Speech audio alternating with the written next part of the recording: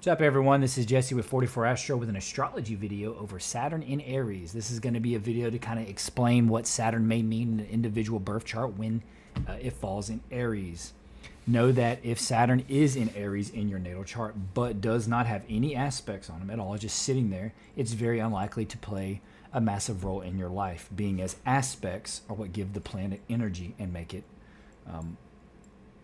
influence the individual life. You're also going to want to know the house, which means you need to know the hour of your birth, which means you need to know the ascendant. And what house it falls in will be the area of your life that it really influences. Know that Saturn in Aries is in fall. That means it is the worst possible place to have Saturn. Saturn does not want to be there. Saturn doesn't want to be in fire signs in general. Saturn is a very meticulous, slow-moving, earthy sign. He rules Capricorn. So fire is the opposite. Fire is charging forward, movement, impetuousness. That's the opposite of Saturn. So when Saturn is in fire signs, there's likely to be conflict. Okay. It doesn't necessarily mean it's all bad that he's there. In fact, there's a dual nature to all of this. There's light aspects and dark aspects to every single planet and its influence. So when Saturn is in Aries, you need to understand what Aries kind of represents or what Aries is. Aries is a fire sign, right? Moving, cardinal energy. It means it picks a direction and it goes and does it. It accomplishes it. Straight moving, right? It's not moving like mutables. It's not like all over the place. It has a definite purpose and will accomplish it. Aries is I am. It's fire, cardinal. It's going to go get it done. It's all about purpose, will, and meaning in life. Competition. Conquering, adventure, freedom. That's what fire signs in general are about, but that's what Aries is about specifically. So what is Saturn?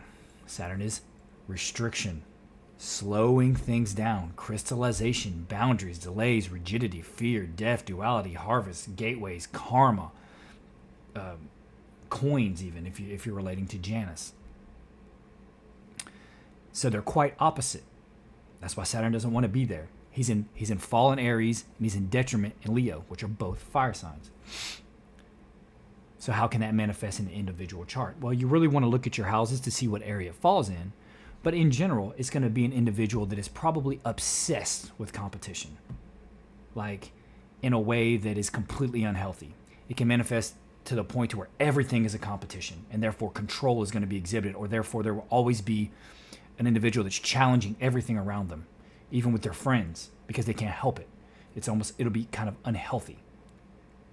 But at the same time, it could be someone that completely shies away from competition because of the fear of losing. They cannot handle the aspect of possibly losing.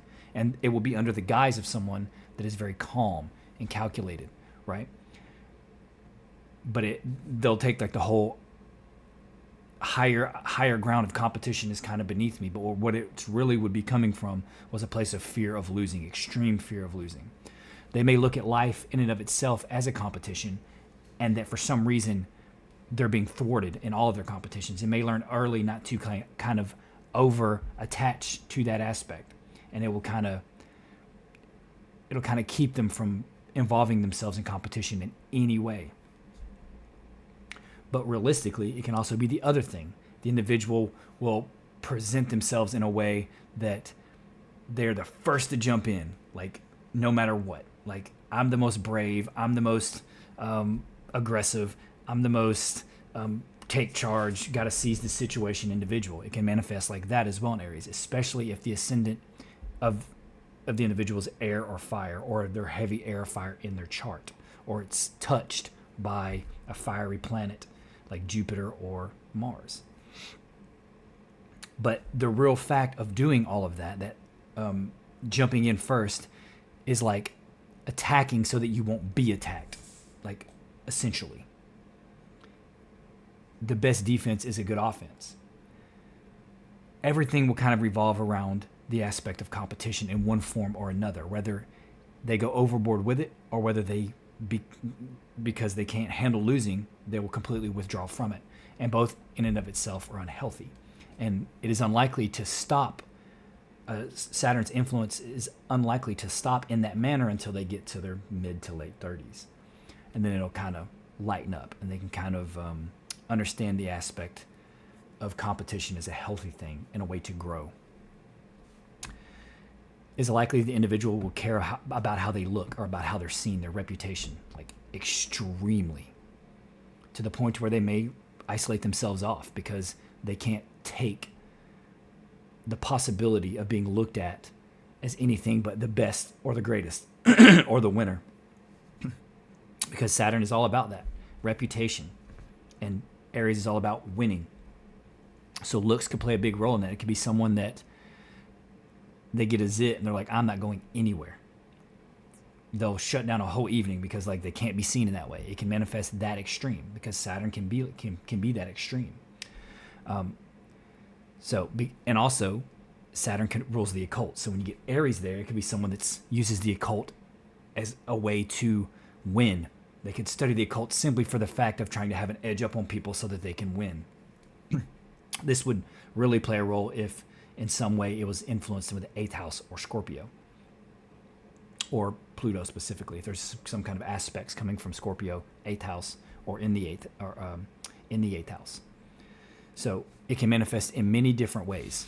Now, it could be someone that is very calculated and calm. They'll appear this way.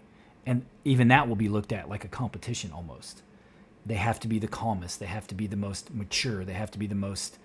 It really evolves around the whole perception of them, of their reputation. And again, a lot of this will depend on what house it falls in.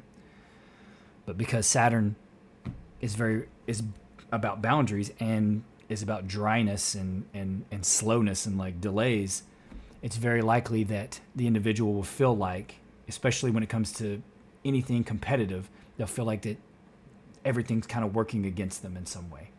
Even though realistically it's really not. It's more of the lesson that Saturn is bringing forth from the unconscious, to not have an unhealthy attachment to competition, or that not everything is a competition, and that not everything in your life is going to revolve around how others look at you. Don't care so much about what others think about your reputation. Saturn is the great malefic. He can bring melancholy and sadness. The whole aspect of competition in and of itself, or even expression, like even sexual expression, could be hampered in some way by Saturn or delayed. Like you may be a late bloomer if it manifests in that way. Again, know that Aries is all about discovering the new, breaking new ground, being free, being first, meeting unknown challenges, reveling in the innate realization of their own true purpose. And Saturn will delay all of that because that's what Saturn does. And he is in fall there, so he won't like to be there. If there are planets aspecting Saturn that will in some way alleviate that, like positive aspects with Jupiter, like trines with Jupiter, trines with Venus even, anything to soften it, especially if they're in softer planets or in softer signs. But if it's touching malefic planets like Pluto or Mars, there could be a great unhealthiness with control, with sex, because Saturn likes control. And so the aspect of not having control in a situation at all with Saturn in Aries is like unthinkable.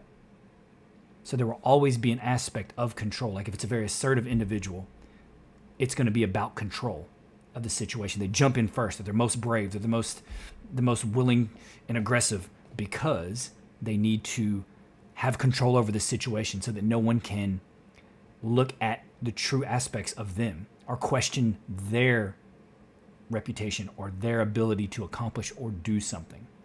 It's almost like a preemptive strike, right? Because Aries rules war. And with Saturn there, he's control. So they're going to try to control the situations that they feel are competitive.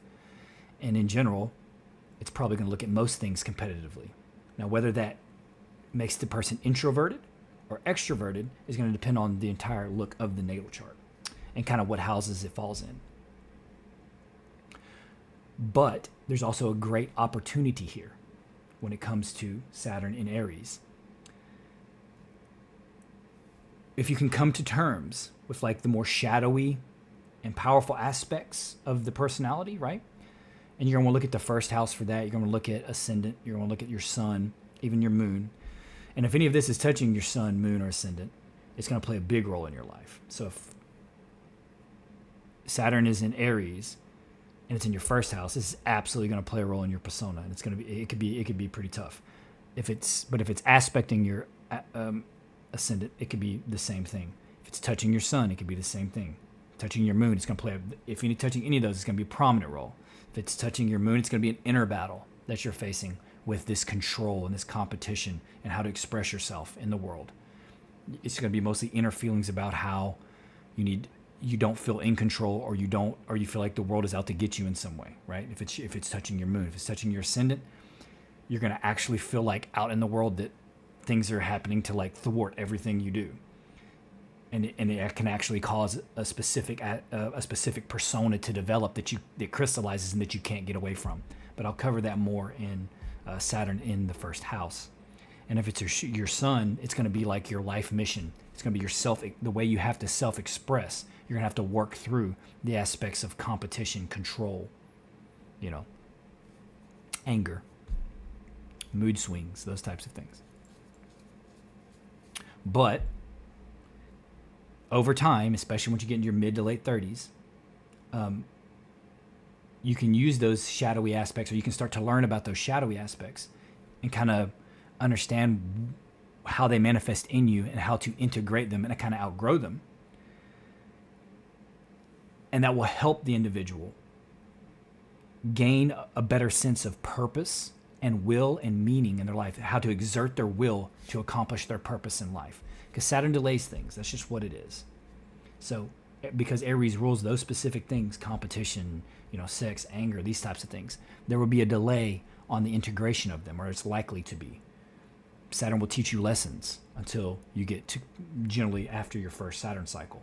And then hopefully then you can learn and integrate, and then you can grow from it. And that'll help the individual with Saturn and Aries have a more productive use of their will and understand what their mission and purpose is in life, because that's what Aries is all about, is gaining their purpose in life. And that only comes from really like reaching a certain level of maturity, which will kind of happen generally after your mid or your late 30s. Okay, that's really all I have. Please consider liking, subscribing, and commenting. You don't have to if you don't want to, but it would help me, and it will encourage me to make more videos like this. I will make more videos like this anyway. I'll go through Saturn through each sign, Saturn through each house, and then I'll do each planet, and then I'll eventually do all the aspects as much as I can. It will take a while to do them all, but I will get them out. Either way, thanks for being here, and I hope to see you here again.